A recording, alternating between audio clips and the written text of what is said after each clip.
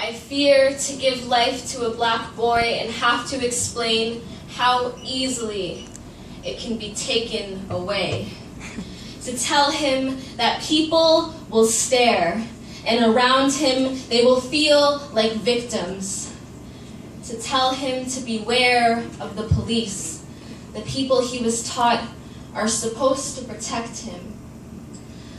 I fear that my son will express himself through his clothing. Baggy pants and a jersey. Policeman sees him, sees his life as unworthy, stops and frisks, questions the hell out of him. I have to tell him that they do not see his potential. They only see the color of his skin. I need to tell him that racism is rooted in the system, that racism is rooted in the system, that racism is rooted in the system, that racism is rooted in this corrupt, unjust system. I am terrified of feeling the way my parents felt every time my brothers left the door.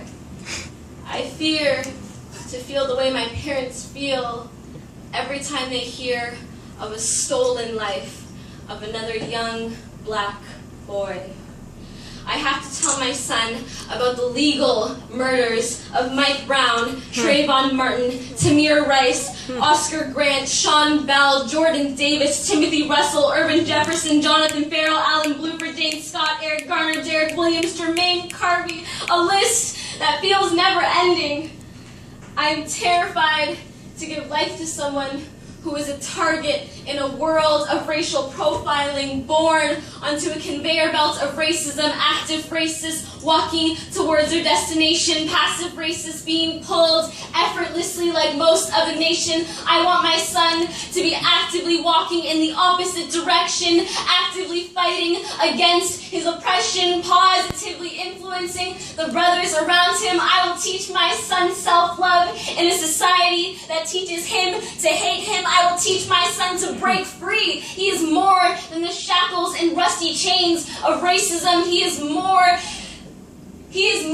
than the shackles and rusty chains of racism. He is more than the negative connotation of his melanin. We are more than the negative connotations of our melanin. He is more than what his oppressors tell them. Black men are more than what their oppressors tell them. Black men are more than what their oppressors tell them. Black men are more than what their oppressors tell them.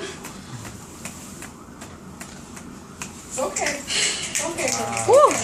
Oh, goosebumps. I will never let my son believe that he is anything less than a king.